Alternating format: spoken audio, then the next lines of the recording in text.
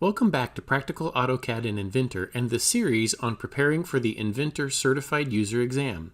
In this video, we're going to walk through the process of creating a basic assembly.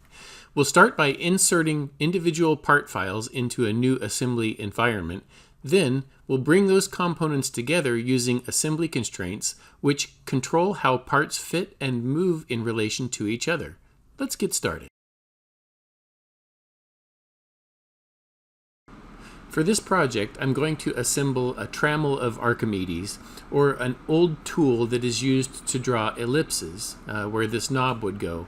And the idea here is that as these slides go back and forth across each other, then the path that this knob takes is an ellipse. And so this is a very old and kind of a interesting tool that you can use to show how things are assembled and that kind of stuff. So I'm going to be doing that. And I'm going to start by, I'm going to close this one here, and I'm going to create a new assembly. So when I come up here and I say I want a new assembly, I'm just going to choose the standard assembly. I do not want the weldment assembly because it won't give me all the tools that I want. I'll choose that standard assembly there, and I'll choose create, and I get my blank assembly environment.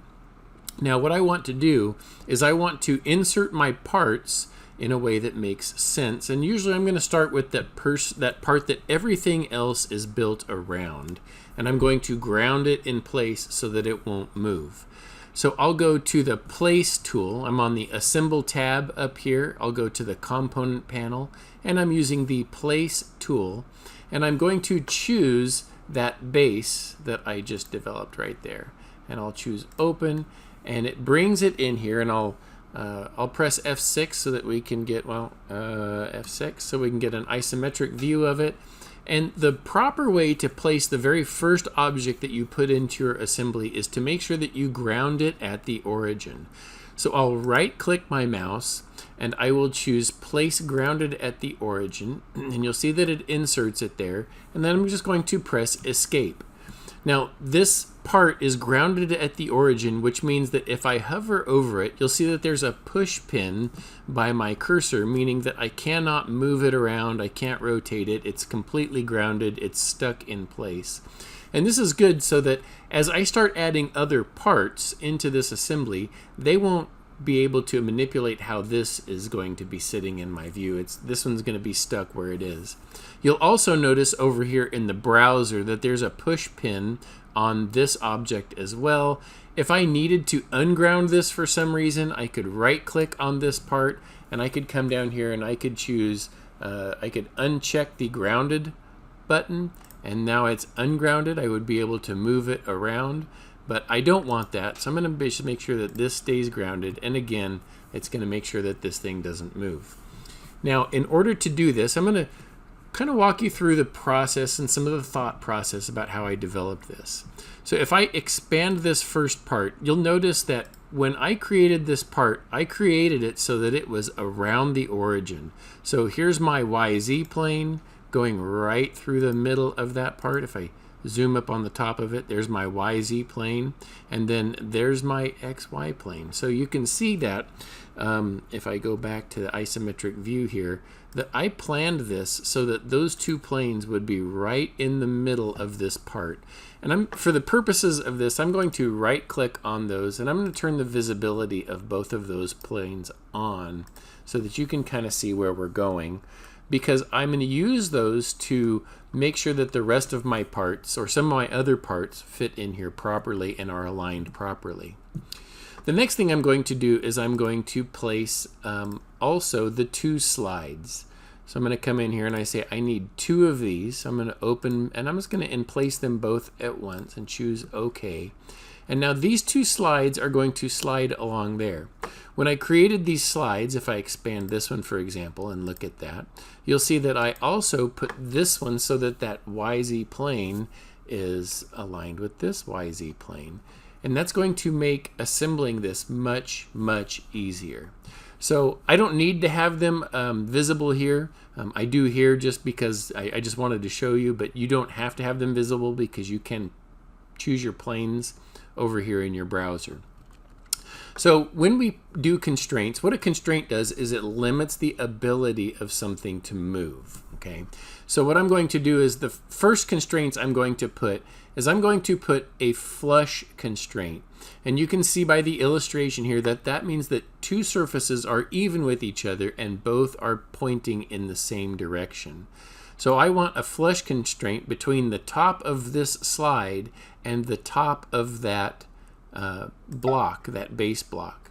And if I choose OK on there, that finishes it out. And if I were to slide it over here, you can see that that those two are exactly even. If I kind of look at it from the top here like this, the top of that slide and the top of that block, that base block, are exactly even. And I want that on both of those. So I'll come back in here and again, and I'll say I want that flush constraint on this block and that block there. And I'll say choose apply. And so now both of those are, no matter where I move them, and it doesn't matter where I move them in here, they're going to automatically, that the top of this surface will be flush with the top of that surface. Now the other thing that I want is that work plane that I put in here is going to be parallel to this work plane on one and the other work plane on the other. So I'll use the constrain tool again, and I'm going to go ahead and leave it at the mate. It could be, for this one it won't matter, I could do mate or flush, but I'm going to say I want the, again, and I want this one, I want that that XY plane, pardon me, that YZ plane here, okay, I want it to be mated with that YZ plane there. When I choose apply and OK, it fixes it in there, and now you can see that it's only going to allow it to move along that one plane that's left over. It won't allow it to twist or do anything else because of the combinations of the constraints that I have, and that's going to be all of the constraints we want on this one for now. So I'll go ahead and I'll do the same thing with the other one. So I'll expand the other one here, and I'll say I want this on this origin, I want that one to be aligned with this one, and I'll say OK on that one.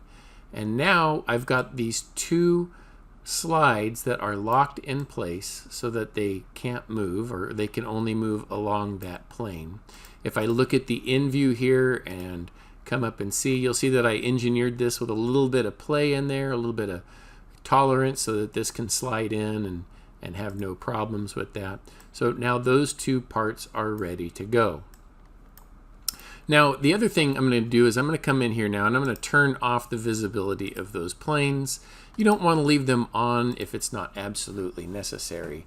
So at this point we're ready to look at our next constraint. But this time I'm going to do another flush constraint, or a mate constraint, but on this time I'm going to add some space in between. So I'm going to come in here and I'm going to choose place, and this time I want to place this arm. So I'm going to place the arm in here, and the idea here is that this hole is going to line up with that hole, and this one's going to line up with that one. But I want a little bit of space. Again, I'm not going to screw this down super tight so that it can't move. I'm going to simulate that by leaving a little bit of space in here. So when I come in to constrain this one, I'm going to say, okay, I want to constrain the bottom of this. So I'll orbit this up and I'll pick the bottom of that, and I want it to be aligned with the top of that slide there. But you'll notice that there is an offset option right here. See this offset option? And I'm going to leave an offset of, let's say, 5/1000ths of an inch, just so that you can see that there will be a little bit of space in there, and I'll say OK. And now down here in my browser, if I look at this, here's my arm, and then here is my my mate constraint that I put in there, and then that 5/1000ths of an inch is this 0.005. Okay, if I wanted it to be more or less, I could simply click on that and change that number there so that it's going to make that space even more or less, whatever happens to be. Okay, so now if I look at this, if I again tilt it up from the side, you can see that there's 5/1000ths of an inch clearance between those two. Okay. But we're not done yet, so I'm going to go back here, and what I want is I want the center of this hole lined up with the center of that hole, and the center of this one lined up with the center of that one.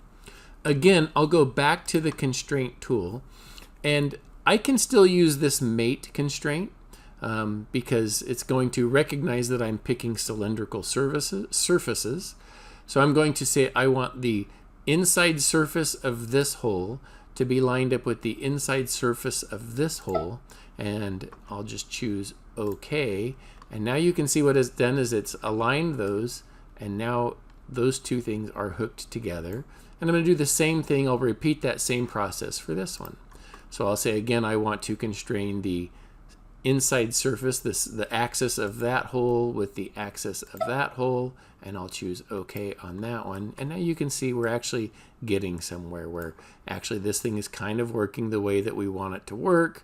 And one of the great things about Inventor is it allows us to digitally create this prototype so that I can check and make sure that these two slides aren't going to touch each other before we assemble it. That way I don't have to go back in and assemble it and go, oh, that doesn't work, and then make some new parts and put it back together again. So I can check to make sure that it's actually going to do what I want it to do. Now, before I go any further, I'm actually going to create another assembly of just the screw and the washer.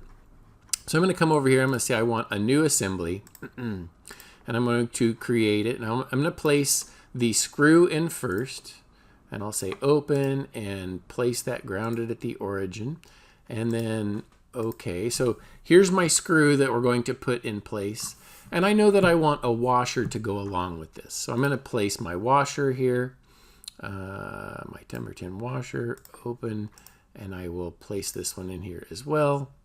What happened? Let's try this again. My number 10 washer, open, place that, right click, OK. So I'm going to assemble these before we get into that environment. And this time I'm going to do it with an insert constraint. So I'm going to say I want to use this insert constraint. And the thing that I'm going to move is I'm going to move this one. Notice I'm going to pick that top corner here, and I'm going to align it with that and that top corner there, and then choose OK. So now those two things are assembled. It knows that one is inserted into the other, and everybody's good to go.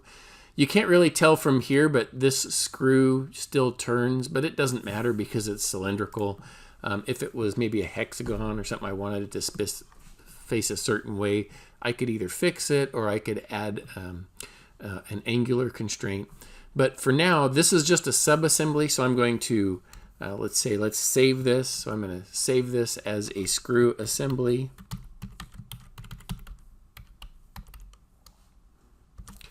And now I can go back to this one, and I can put that screw assembly in here as well. So I'll say I want to place that screw assembly and open, and I'm going to need 3 of those in here. So notice it's bringing in both of those parts, the washer and the screw, and they're already assembled. Just making our life a little bit easier. That way we don't have to worry about it.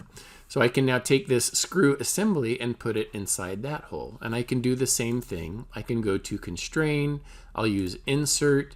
I'm going to say I want the bottom of this washer here to be aligned with that top there. And then once I'm happy with it, I can choose OK. And I'll do the same thing on this one. I want the bottom of this one here aligned with the top of that one there. And I'll choose OK. Now this last one here is going to go through the bottom on this one. I need to put in my knob in place first.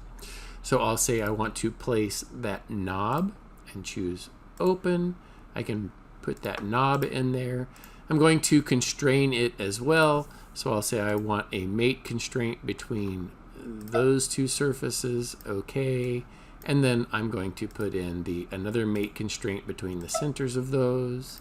And now I can put in my assembly here with that. So I'll say again, I'm going to use again that insert constraint. I want the bottom of this to go with, let me zoom out a little bit, with the bottom of this and say OK. And now we are completely constrained and ready to go. And the basics, just the basics on using assemblies and assembly constraints.